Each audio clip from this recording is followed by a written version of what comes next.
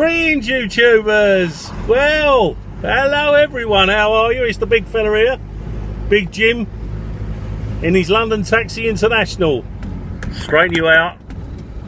2003 LTI TX2 on a 2003 plate, I'll repeat myself again, with 285 plus thousand miles on the clock, saying a very, very, very good afternoon.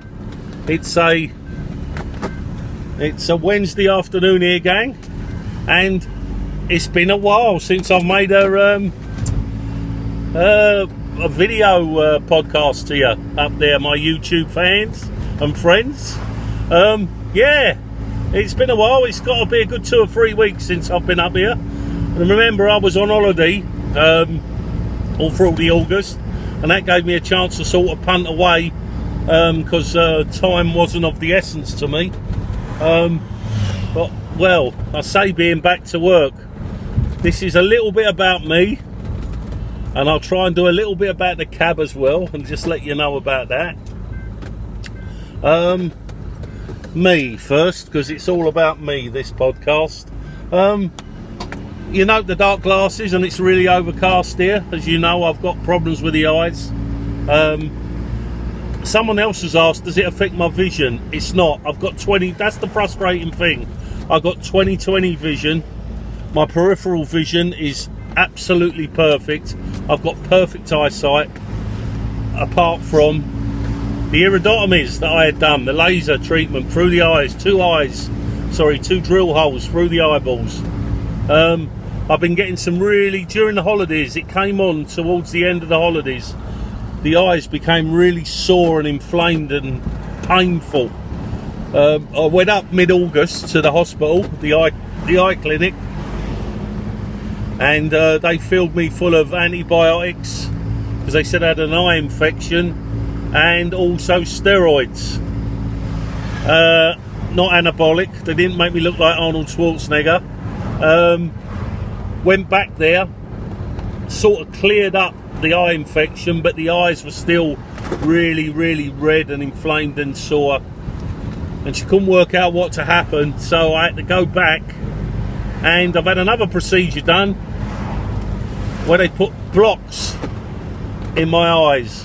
Now, I didn't even know what the blocks were, but basically where the tear ducts are under each eye, what these are basically blocks that block the tear channels, the tear ducts, completely blocks them, and in blocking them, just got to get out this little junction here, in blocking these tear ducts, which is as you can see, we're around in sort of rush hour territory now. In blocking these tear ducts, it holds the water more in the eyes and doesn't allow them to drain away in the channels, so she tells me, Maria, my consultant. And she stuck these things in, and she said, I'm not going to give you any more antibiotics or any more steroids, and off you go, Jimbo. So off I went, off I trotted. There was a little bit of it sort of got better, but not that much better, so I should have gone back to work, but I was in so much pain. Any VDU screens, visual display unit screens, would just cause my eyes to really burn out. So I've had a further 2 weeks off, which basically is 6 weeks on the summer break and a further 2 weeks, but those 2 weeks have been bloody painful 2 weeks. So I'm going back to work next Monday because they have sort of got a lot better. Now, let me just tell you a little story. Let me tell you a story, as Max Bygraves used to say, showing my age. They recommended the hospital because they don't supply anything now, because, you know, we're under stress and strain on the National Health Service. They told me to buy these certain eye drops called Hydrosan. Anyway, they work out at about 15 quid a punt, and it's a small little thing with about 4 ml of liquid in, and I'm meant to apply them in my eyes. That takes my dry eyes away and allows me to sort of lubricate my eyes. Well, I've been using them, and they've been all right, but nothing great. And I went off to get some Hydrosan yesterday. I thought, right, let's go and get some Hydrosan. Before I did, I had to go and get some toothpaste. Now, there is a link to this. It might be tenuous, but there is a link. So I goes into the Saver Centre, which is, for all the people non-English, it's like a cheap pharmacy that does sort of stuff a lot cheaper than any other pharmacy I know around. So was going for the Hydrosan and ended up into the Saver Centre for this looking around, and I saw these drops in there, and these drops were called something drops, and what really attracted me to it was the price. 99p. Now don't laugh, alright? 99p. They're in my bag now, and I was going to grab them out.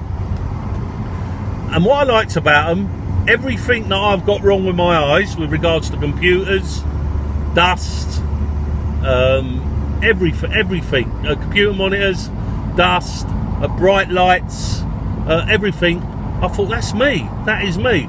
And I thought, at 99p, it's got to be worth a touch.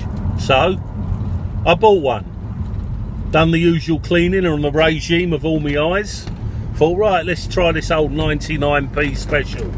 Remember, my eyes are still red. They were still red. I dropped these drops in my eyes, gang, and I'll tell you what, it was like they were being bathed by Linda Lusardi. All those of you old enough will know who Linda is. And instantly the pain and the irritation in my eyes, and when I mean instantly, I'm talking about within 20 seconds, start to dissipate. And within about a minute, I was pain free. I couldn't believe it. I went to bed, I woke up next morning, no eye irritation whatsoever. And people were even commenting that saw me, said, your eyes are lovely and clear today. So I've been using them for the last couple of days at 99p, and so far, look, you can actually see whites of the eyes. Now, what has these 99p things got in that the 15 quid touch hasn't? But whatever it is, it's working. So I've got to go back there and buy some more of those. So I'm back to work Monday coming. It's now Wednesday, and I've got to pick up all the pieces of all that's happening on Wednesday. So sorry, on Monday when I go in. So all you people that have been asking, I know there's been quite a few saying, hey Jim, where you gone? We haven't heard from you for a while. I am back, as Arnie says. Not I'll be back, I'm back. So anyway, that's me. That's what's been happening in my life. Taxi TX2. Because of the eyes, if you remember in my last blog a few weeks ago, I've got problems with the doors, the locking on the doors. That's going to be sorted tomorrow. The reason is, I've got a month left, just over a month left, no, just under a month left of MOT on this. So the old girl, Poppy, is booked in for an MOT at my guys up at Chesterton tomorrow. And I said, well, while you're there, guys, she's not really due it, but you might as well do an oil change on her and a filter change and everything like that. Now remember, at a specialist garage for these, it's still dirt cheap. And these guys knock these vehicles out all the time because they've got a fleet of 125 of them they own and rent out. So they know these vehicles inside out. 75 quid for that's including VAT, for a minor service, and 92 for a full service, which is all your oils, water filter, fuel filters, and your oils replaced. Hydraulic oils, power steering oil, all in for 95 holes. So that's got to be a result. I'm going to get them to do that, and while they're there, I'm going to have a word with them and get them to sort out these bloody door locks. Because like I said, I've got the rear near side that works when it fancies, and then I've got this one, the driver's door side. The door lock feels really shabby and works sometimes. Anyway, the locks need to have a look at, so they're going to be doing that. They're going to be doing that tomorrow, gang. So I'm over to Chesterton tomorrow, getting it all sorted out. I'll report back on that and let you know how she got on. Because what he was saying to me was, if you want, and he hasn't gave me a price or a quote yet, if it's a good one, which I know it is good under here, and he's been underneath it, he said we can do an undersill, like a Z-Barton. He said we do it on all our own taxis, wheel arches, just keeps the rot and the rust out. I went, we'll talk about it. It sounds like what I want, because I'm going to hang on to her. So we'll just see how that goes. So that's the cab, basically. That's tomorrow, and I'll promise to report back to you guys and girls and kids, if you're listening and watching, because I'm worth watching. And I'll let you feedback to see how Poppy was and see how she got on. That's the first. This will be the first MOT that I've put it through, and as I've said to you before, gang, I start to sort of feel better once I've put my own vehicle through its own MOT, knowing that it ain't no bodge up, tosh up, 50 quid in a brown envelope jobby. I know it's 100% genuine, and I know she's safe to be on the road. So that's all happening tomorrow. Now, just before I had my problems with my eyes, I did do a video to put up here, and it was up online for just a few seconds really, and I watched it back, and it was awful because I had my headphones plugged in, and it was picking up all the wind from outside. It was bloody awful, and I could hardly hear myself speak. So what I've done was, gang, I got rid of it, and that's why I've not updated for you. So I thought I'd do a proper one where you can actually hear my low dulcet tones of Big Jim, the London taxi owner, or ex-London taxi owner. And what that blog was basically about, is this snake oil or not? I've always gone into Tesco's and filled up the wrapper, alright? That's my CB days, that is, wrapper. Filled up the car in Tesco's, because it's round the corner from me, and normally it's a penny or 2 pence a litre cheaper. Didn't think no more of it.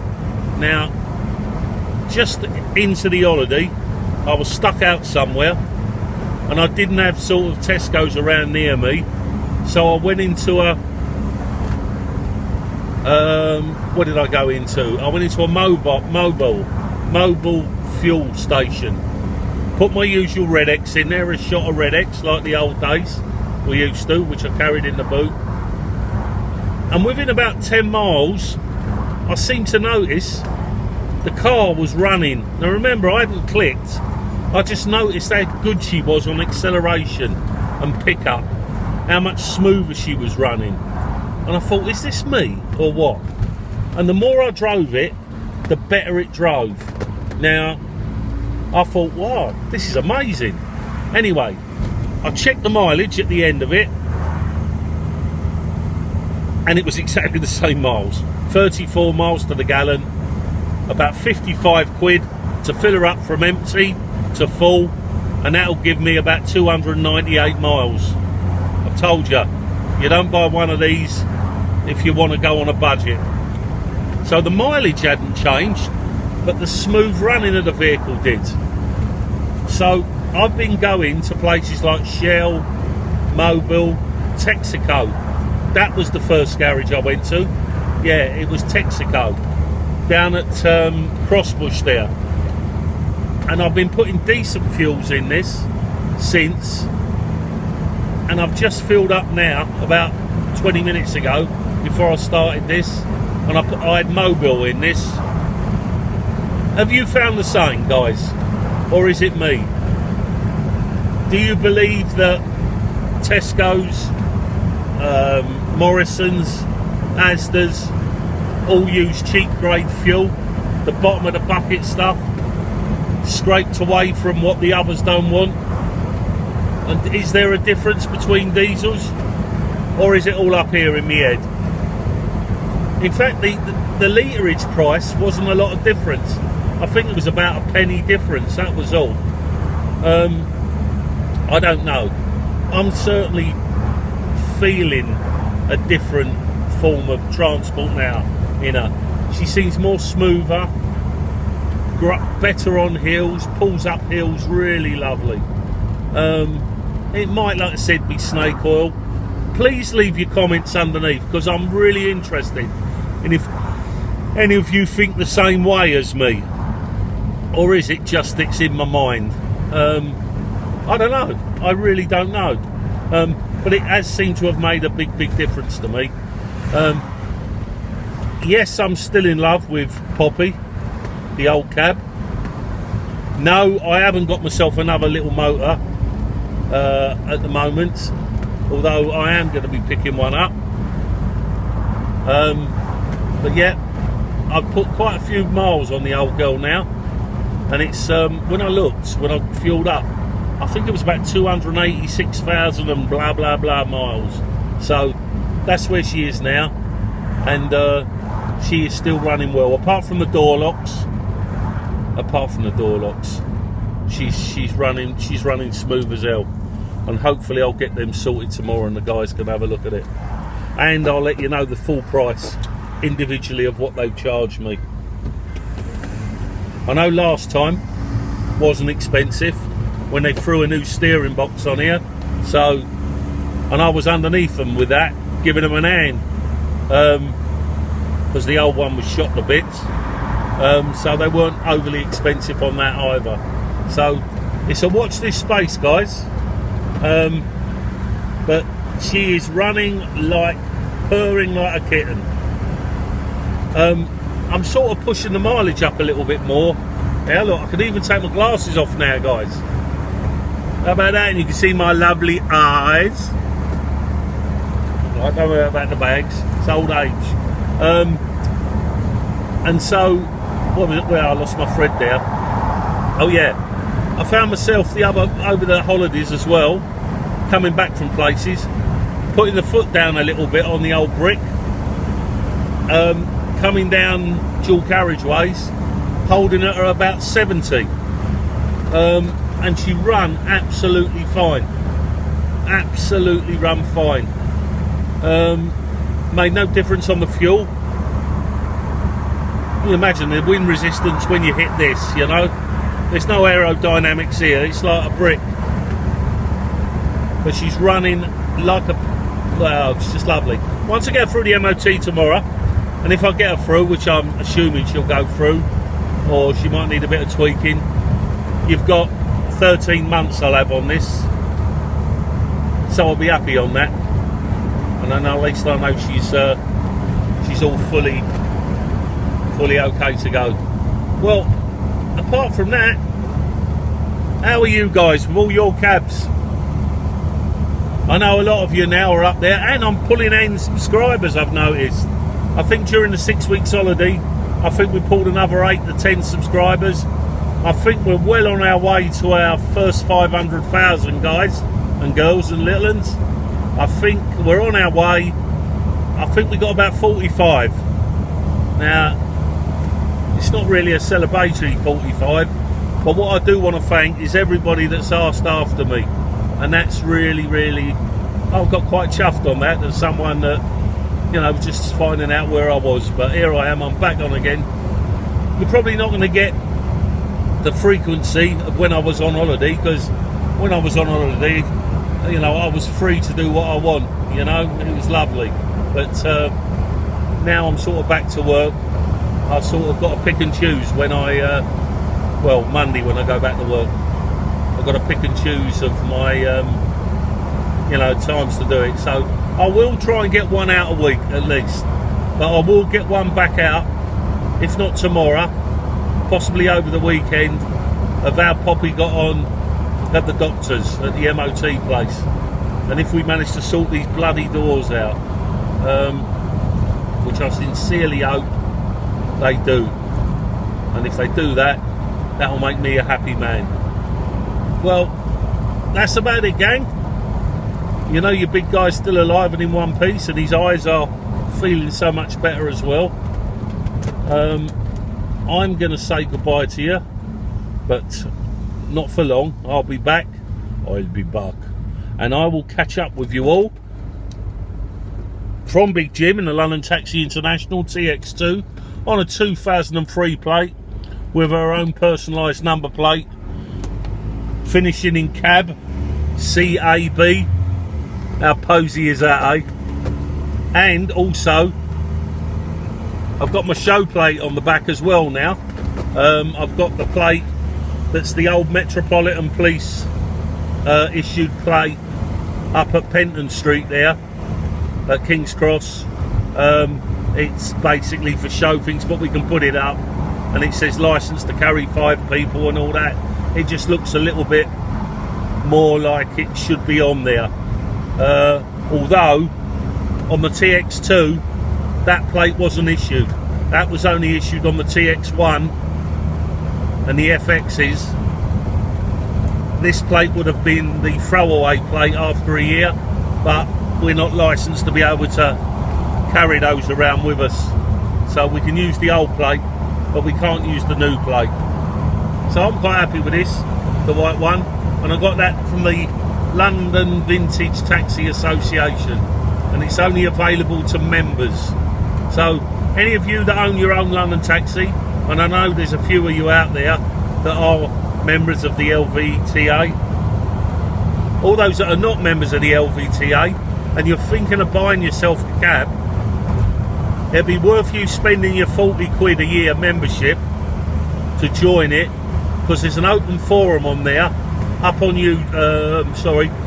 up on Facebook, and if you've got any problems or anything like that, or go through their archives including all their manuals and everything like that, you can get all the information down off of that. It's quite a friendly little group, and people are up there showing all their vehicles off, and then we get a chance to go to rallies and things like that. And Poppy's at the standard now, where with a polish up like she's had, and the clay bar, which are fantastic. Only ever done it once, but I'll do it again. My God. And the dirt seems to slide off her a little bit better as well now, being black anyway. So if you're thinking of getting yourself a cab, and you really are, it might, I believe, I didn't realise this, I done it afterwards, but to join the LVTA, just look up London Vintage Taxi Association. They've got their page open up there. You can have a little read about them, who they are, what they do, and then right down the bottom you can join us. And if you join, it's going to be worth your money you pay, believe me, 40 quid, because you can just ask questions. When I've been getting this old girl on the road, I've asked quite a few questions, and there's someone out there that bounces answers back, and that then I've saved you some time and money after time. Oh, have a look at this, do that, do this. Oh yeah. So they're a mine of information. So London Vintage Taxi Association, check it out after you've seen this one, and just have a little look around and get yourself up and get yourself signed over to it. And if anyone asks you on there, you can all fill it up. Jim Clark recommended me from his YouTube channel, and I don't get nothing off it for that, and I don't want nothing off of it as well. Alright guys, from the big guy, Big Jim Clark, in his London Vintage Taxi, doing 60 mile an hour with a water temperature of just under the normal, and a full tank of diesel, a full tank of Guinness under the bonnet, and we're moving along and we're having such a great time. Alright guys, look, it's been great. I will catch up with you very shortly, and I'm going to have this uploaded to you in the next half an hour. Cheers guys, be good.